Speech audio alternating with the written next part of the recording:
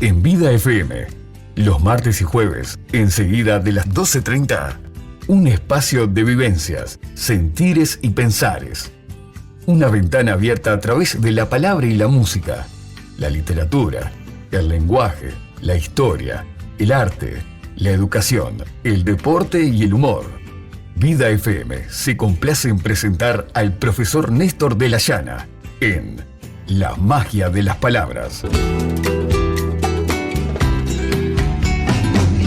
Muy buenos días, audiencia de Vida FM, en el programa número 10, aquí en esta prestigiosa emisora, estamos comunicándonos con ustedes con un programa que hemos titulado Tokio 2020 o 2020, todas las naciones se reúnen para adorarte. El motivo de esa expresión, todas las naciones se reúnen para adorarte, es parte del himno olímpico que compuso Spyros Samaras sobre poema de Kostik Palamas, que son griegos y que lo compusieron para estrenarlo en Atenas 1896, cuando se reiniciaron los Juegos Olímpicos después de siglos de interrupción. Hoy se escucha nada más que en las ceremonias de apertura y de clausura cuando se levanta la bandera olímpica. Amigos, si quieren comunicarse con nosotros, lo pueden hacer a nuestras vías personales, mucha gente que tiene contactos personales conmigo, y si no, también al 099 77 22 18, que es el teléfono de Vida FM. Tokio 2020, todas las naciones se reúnen para adorarte. Escuchamos el himno olímpico.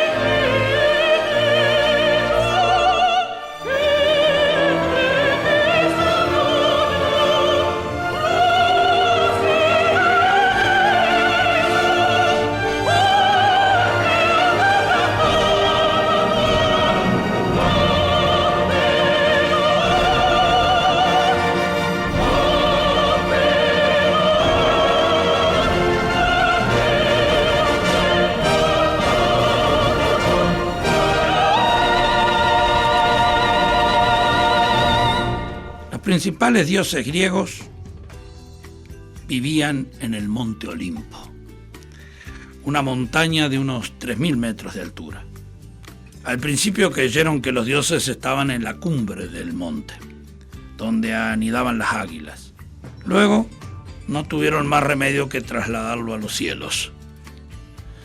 Pero el nombre del monte donde moraban los dioses da nombre a un valle del sudeste de Grecia, en la región de Elis, y ese valle se llamaba Olimpia. Allí se celebraban unos juegos especiales cada periodo, cada 4 años, las Olimpiadas u Olimpiadas. Se pueden decir período y periodo, Olimpiada y Olimpiada son absolutamente correctas ambas formas. Estamos en Tokio 2020-2021, pero sabemos todos que los primeros Juegos Olímpicos de los que se tiene noticia se celebraron en el año 776 a.C., que se realizaron casi ininterrumpidamente hasta el año 394 de la era cristiana, en que el emperador romano Teodosio les puso fin tras casi 300 olimpiadas continuadas. Después se enganchan o se reenganchan, como dije al presentar el himno en 1896, y se interrumpieron hasta hoy, salvo se interrumpieron solamente en los periodos de las 2 guerras mundiales que afectaron todas las competencias deportivas. Recordarán que no se jugaron, por ejemplo, los mundiales de fútbol del 42 y del 46 del siglo pasado. Si yo digo, en el estadio el atleta registró un nuevo récord y ganó una medalla, puede bastarme una frase como esta para que en una clase de lengua o simplemente uno rastree la etimología, el origen de esas palabras tan habituales en el lenguaje periodístico o en el nuestro en las competencias deportivas u olímpicas. En el estadio, el atleta registró un nuevo récord y ganó una medalla. Récord, del inglés, donde significa acta, registro. De ahí que digamos que se registró un récord.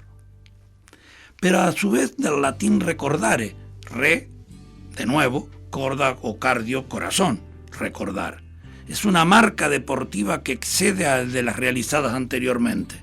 Es anglicismo, viene del inglés, que no es admitido por nuestra academia, pero la usamos siempre, la admita o no la RAI. Es un término que se divulgó en el siglo XX.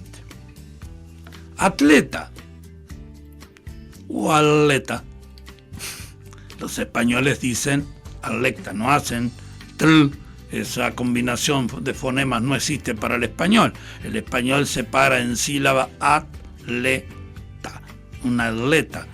Por eso le dicen atleti al Atlético Madrid, al último campeón, tan identificado con Suárez y algunos uruguayos como Godín y otros. Y por eso vulgarmente, para no estar ese esfuerzo lingüístico para decir atleti, el Atleti. Vulgarmente el cuadro es el Atleti, producto de una expresión particular de atleta que pasado el Atlántico, diría el himno de Rocha que escuchamos en la audición, si el Atlante te da sus caricias, pero es si el Atlante. Entonces son formas de pronunciar diferentes. La palabra atleta viene del griego atletes, combatiente, porque viene de Atlas. Atlante, gigante mitológico. Aún hoy la Real Academia acepta para atleta la acepción de persona corpulenta, de mucha fuerza, pero es más corriente el sentido de persona que practica deportes atléticos. Medalla, del italiano medaglia, del latín metallum, metal. Es una pieza de metal acuñada con un símbolo o emblema. Estadio. Los griegos fueron el pueblo antiguo que más valor concedió al ejercicio físico y a las competiciones. Gimnasia. Para ellos alcanzar el grado de excelencia requería el cultivo del cuerpo y del espíritu a la vez. Un atleta estúpido o un sabio enclenque estaban muy lejos de su ideal humano.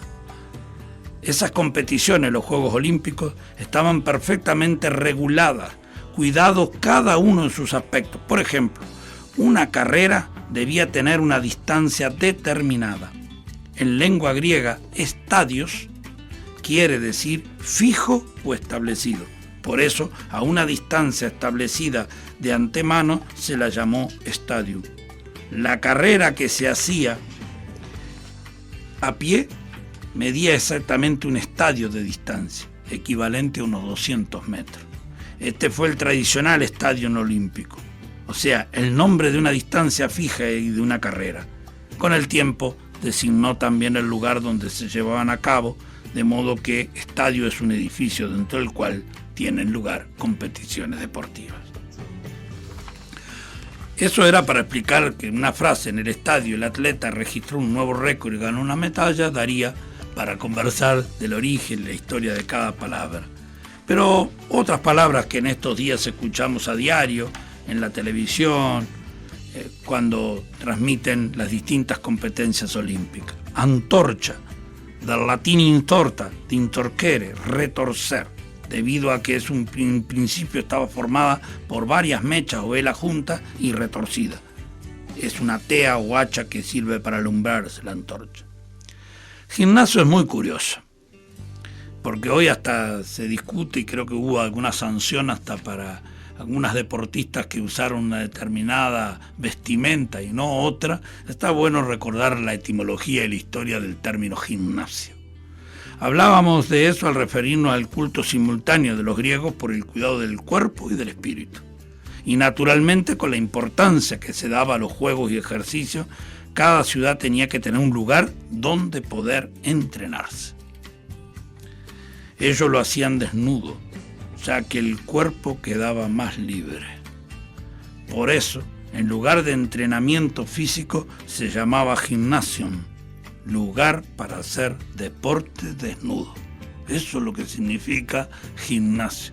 Y como ven, estamos hablando de 2500 años atrás. Y aún hoy nos quedan algunos pruritos de determinadas formas de vestir y el peso de determinado moralismo. Pero aquel lugar fue propicio también para la discusión intelectual, o sea, se iba a hacer entrenamiento desnudo, físico, pero se iba también a dialogar.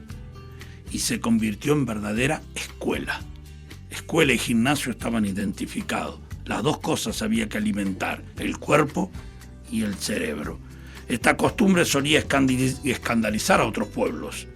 Actualmente se utiliza la palabra gimnasia con ese sentido de lugar para el ejercicio físico, pero creo que son los alemanes los que llaman gimnasio a lo que nosotros llamamos colegio o liceo de enseñanza media o secundaria. O sea que los alemanes conservaron la etimología de que el gimnasio era un lugar también para aprender intelectualmente. Dos palabras finales. Maratón, otra palabra cargada de historia.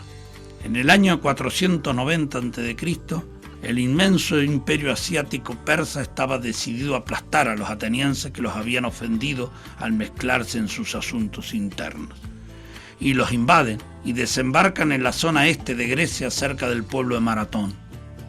En Atenas estaban muy preocupados por la suerte de los soldados que habían mandado a Maratón a frenar la invasión persa. Y para saber noticias, decidieron mandar a un corredor profesional llamado Feidipides. Este recorrió los 40 kilómetros a toda velocidad. Y en la plaza del mercado, llena de rostros ansiosos, dijo: hemos obtenido una gran victoria. Los persas han retrocedido. Y seguidamente cayó muerto.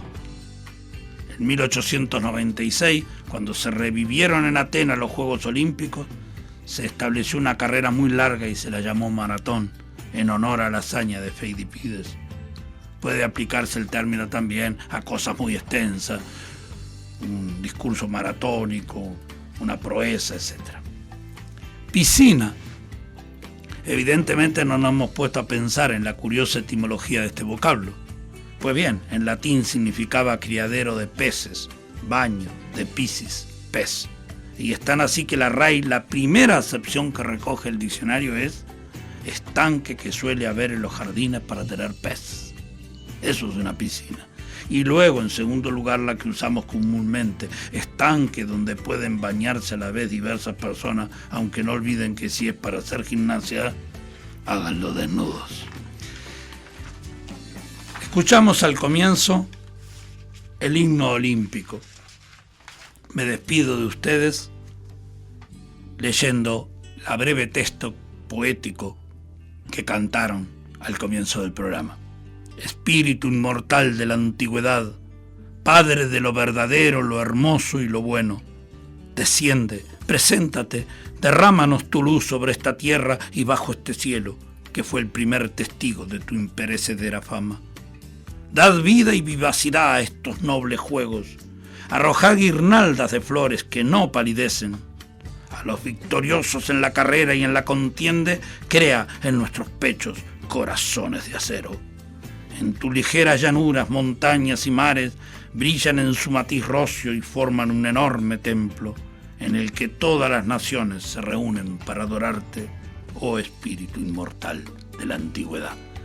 De alguna manera, los Juegos Olímpicos en las aulas de primaria, en las aulas de secundaria, debieran estar fuertemente presentes porque la historia, el deporte, el lenguaje, la literatura, el arte, todo, porque también hay una combinación de arte y deporte en muchos los deportes, no solo en la gimnasia artística, es una manera de relacionar elementos, ideas y conceptos y son una buena herramienta para compartir en el aula y aquí con ustedes en la magia de las palabras. Muy buenos días. Así pasó en vida la magia de las palabras con el profesor Néstor de la Llana. La magia de las palabras. Fue otra producción del Sol.